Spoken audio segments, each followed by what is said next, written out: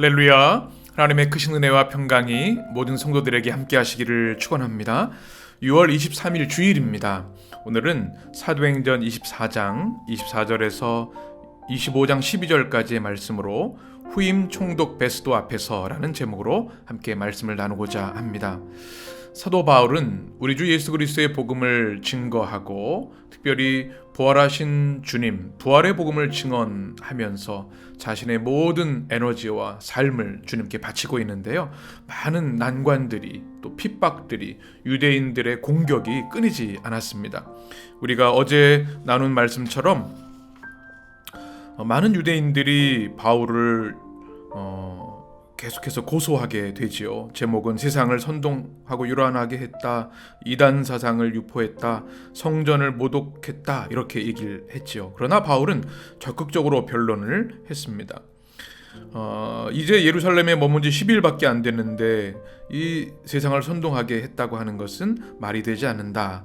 또 이단 사상을 유포했다고 했는데 바울이 증거한 것은 죽은 자의 부활이지요. 이 부활의 복음은 바로 율법과 선지자의 글에도 예언되어 있는 말씀입니다. 그리고 마지막으로 성전을 모독했다고 하는데 바울은 예배할 때 성전의 도를 따라서 예배 드렸기 때문에 사실은 근거 없는 공격과 비난이었습니다. 참 힘들고 어려운 일이었겠죠. 비난을 받는다고 하는 것, 근거 없는 공격을 받는다고 하는 것, 우리 인생에도 살아가다 보면 그럴 때가 있는데요. 그럼에도 불구하고 바울은 오직 진리, 오직 부활하신 그리스도의 복음 안에 굳건히 서서 흔들림이 없었습니다. 오늘 말씀 보게 되면 벨릭스 총독이 계속해서 나오게 되지요. 벨릭스는 오늘 24절에 보면 수일 후에 이 일이 있은 후에 수일 지난 후에 벨릭스가 그의 아내 유대 여자 드루실라와 함께 와서 바울을 불러 그리스도 예수 믿는 도를 듣거늘. 아멘. 이 벨릭스는 복음에 대한 관심이 계속 있었던 것 같습니다.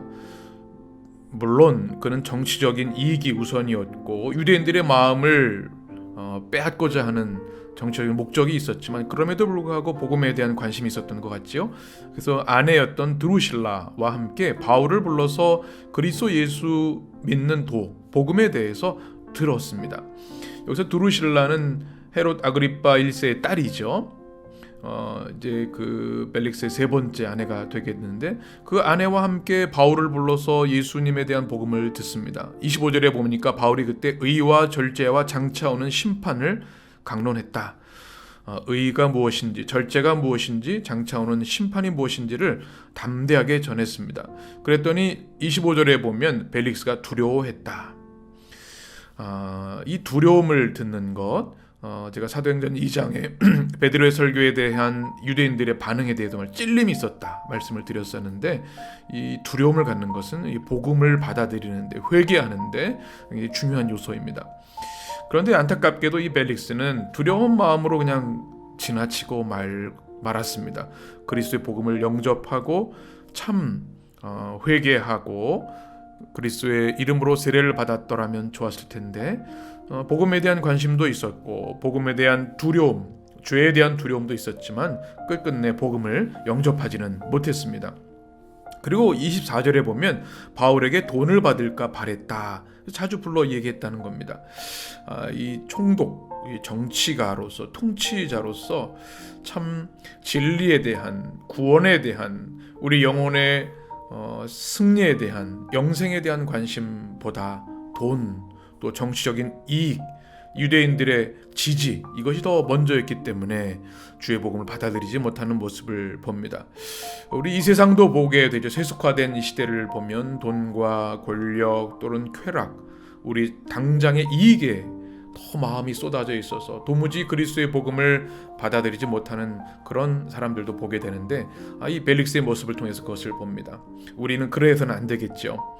그런데 이런 상황 가운데 27절에 보면 이제 보르기오 베스도라고 하는 후임 총독이 이제 소임을 받게 됩니다. 그런데 이 베스도 총독도 마찬가지로 벨릭스와 마찬가지로 유대인들의 마음을 얻는 것이 우선이었습니다. 그래서 25절에 보게 되면 이제 유대인의 요구를 이 베스도가 듣습니다. 계속해서 유대인들은 어떻게든 바울을 고소해서 죽일 그리고 그를 해치려고 하는 그 목적을 가지고 있었습니다. 그래서 신임 총독이었던 베스도에게도 고소를 하지요. 오늘 말씀 보게 되면 25절 또 25장 1절 2절 보게 되면 2절에 특별히 대제사장과 유대인 등 높은 사람들, 힘 있는 자들이죠. 유대의 핵심 권력자들이 바울을 또 고소합니다. 신임 총독에게 말이죠. 다행히 바울을 예루살렘으로 옮겨 달라고 하는 호의를 베푸는 척하지만 이 바울은 그 계책을 알았습니다. 매복했다가 바로 죽이려고 했던 것이죠. 베스도는 중립적인 입장을 취하는 것 같지만 결국은 자기 정치적 이득을 취하게 됩니다. 그리고 6절에 보게 되면 이 가이사랴로 내려가서 재판 자리에 앉게 되고 바울을 데려오라고 이야기를 합니다.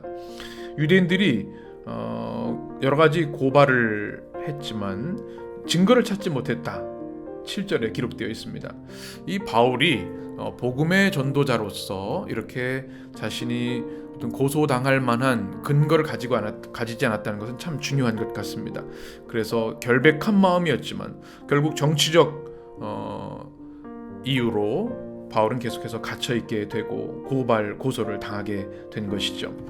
그래서 오늘 이제 말씀의 결론의 말씀을 보게 되면 8절에 보게 되면 바울이 이렇게 얘기를 합니다. 유대인의 율법이나 성전이나 가이사에게나 내가 도무지 죄를 범하지 아니하였노라. 이런 많은 공격에도 불구하고 바울은 담대했습니다. 나는 죄를 범하지 않았습니다. 그래서 유대인들의 요청대로 베스도는 그럼 예루살렘에 올라가서 재판을 받아라 이렇게 얘기를 했더니 바울은 이렇게 이야기합니다. 하나님의 섭리를 알고 있었던 바울은 이렇게 얘기하죠. 10절입니다. 바울이 이르되 내가 가이사의 재판 자리 앞에 섰으니 마땅히 거기서 신문을 받을 것이라. 당신도 잘 아시는 바와 같이 내가 유대인들에게 불의를 행한 일이 없나이다. 또 11절 보게 되면 만일 내가 불의를 행하여 무슨 죽을 죄를 지었으면 죽기를 사양하지 아니할 것이나 만일 이 사람들이 나를 고발하는 것이 다 사실이 아니면 아무도 나를 그들에게 내어줄 수 없나이다. 그리고 결론이죠. 내가 가이사께 상소하노라 한데 지금 이 예루살렘은 유대인들의 소굴이지 않습니까?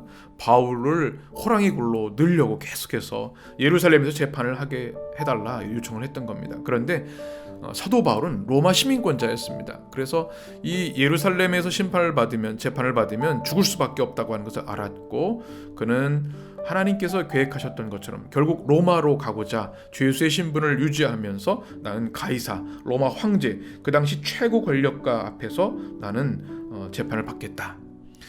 로마 시민권자이기 때문에 그 당연한 권리였고요. 그것을 바울은 분명하게 요청합니다. 내가 가이사께 상소하노라.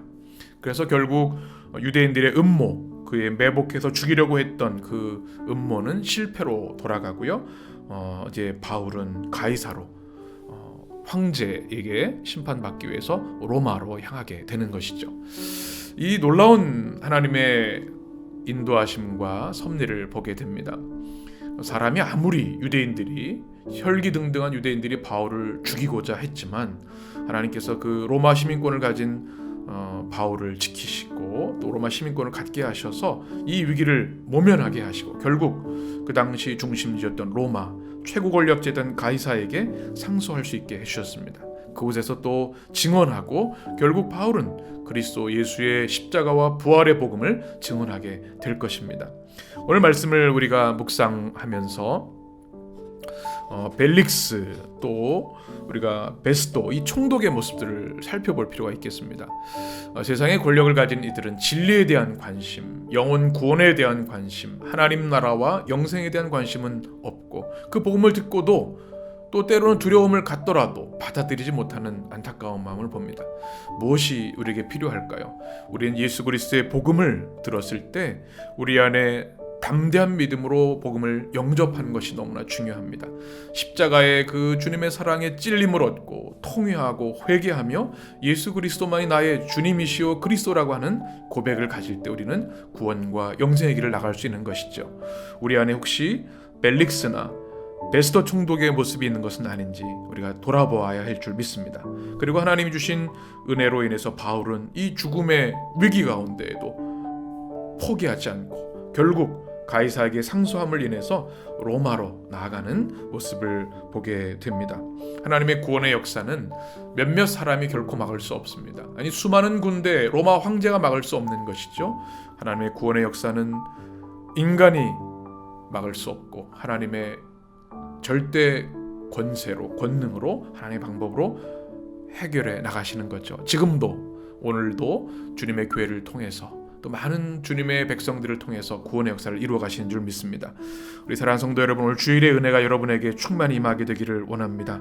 오늘 벨릭스나 베스터 총독의 그런 비겁함 또는 진리에 대한 거부가 아니라 바울처럼 진리의 복음 위에 굳건히 서서 담대하게 주의 나라를 선포하고 믿음 안에 승리하며 살아가는 우리 성도들이 되셨으면 좋겠습니다. 하나님께서 우리 해림의 모든 성도들과 가정과 자녀들, 사업장과 일터를 축복해 주셔서 한 주간도 바울이 증거하는 이 복음의 능력으로 복음의 은혜와 또 성령의 충만함으로 승리하게 되시기를 주님의 이름으로 간절히 축원합니다.